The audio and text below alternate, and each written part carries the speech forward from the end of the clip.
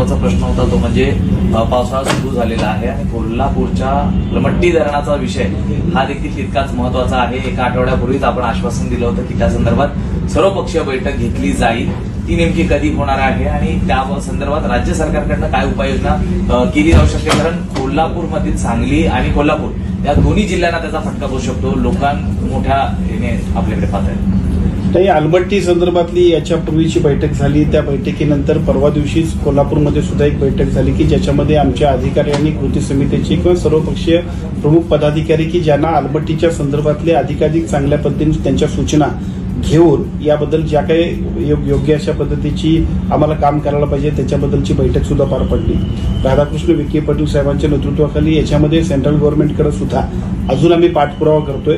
एका बाजूला सुप्रीम कोर्टात, दुसऱ्या बाजूला राज्य शासनाच्या वतीनं ज्या ठिकाणी आपल्याला ऑब्जेक्शन्स घ्यायला पाहिजेत ते आपण घेतोय। कोणत्याही परिस्थितीमध्ये महापुराचा फटका कोल्हापूर आणि सांगलीतल्या दोन्ही जिल्ह्यातल्या त्या सगळ्या गावांना होऊ नये यासाठी सगळ्या उपाययोजना राज्य शासनाच्या वतीनं आपण अतिशय तत्परतेने करतोय।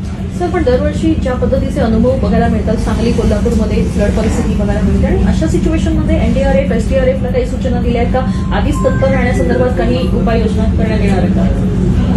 तर एनडीआरएफला आणि एसडीआरएफला नेहमीच सूचना दिल्या जातात। आता सुद्धा राज्य आपत्तीची आपली बैठक होती, ती बैठक पार पडणंच मी इथं आलेलो आहे। त्यामुळे इथं ह्या सगळ्या सूचना अतिशय तत्परतेने देऊन आता पाऊस सुरू होतोय म्हटल्यानंतर सातत्याने याबाबत ज्या काय सूचना द्यायला पाहिजे त्या सूचना राज्य शासनाच्या वतीनं केंद्र शासनाच्या निर्देशाप्रमाणे सुरू आहेत। पण या बैठकीमध्ये जसं आपण म्हणालात बैठक आता झालेली आहे, या बैठकीमध्ये काही विशेष पॉकेट्स आहेत किंवा ज्या ठिकाणी दरवर्षी मोठ्या प्रमाणात पाणी भरलं जातं आणि नुकसान मोठ्या प्रमाणात होतं, अशा ठिकाणी विशेष लक्ष देण्यासंदर्भात काय नेमकी चर्चा झाली किंवा कुठले असेल मुद्दे? आजच्या बैठकीमध्ये खूप चांगल्या पद्धतीच्या चर्चा झाल्या। विशेषतः त्या संपूर्ण अशा पद्धतीचा प्रकार उद्भवल्यानंतर म्हणजे पूर आल्यानंतर, महापूर आल्यानंतर ज्या पद्धतीची धावपळ आणि गोंधळ उडतो त्या सगळ्यासाठी एका बाजूला एनडीआरएफ असेल, एसडीआरएफ असेल, स्टेट गव्हर्नमेंटच्या इतर सगळ्या एजन्सीज असतील, प्रत्येकानं कशा पद्धतीनं काम करावं, पूरग्रस्त एकूण भागामध्ये आपल्याला आवश्यक असणाऱ्या साधन सूचिता, विशेषतः तिथं आरोग्य विभागाचे टेंट्स असतील, अगदी इमर्जन्सीमध्ये त्या लोकांना जे काही आपण उपलब्ध करायला पाहिजे ते सगळे औषध पुरवठा असेल,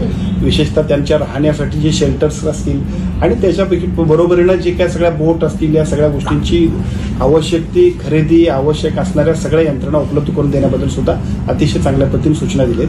कोणत्याही अशा पुराच्या, महापुराच्या परिस्थितीमध्ये आपत्ती विभागाच्या वतीनं अत्यंत चांगल्या पद्धतीनं ज्या काही उपाययोजना करायला पाहिजे त्याच्याबद्दलचे निर्देश सन्माननीय मुख्यमंत्र्यांनी आजच्या बैठकीमध्ये दिले आहेत।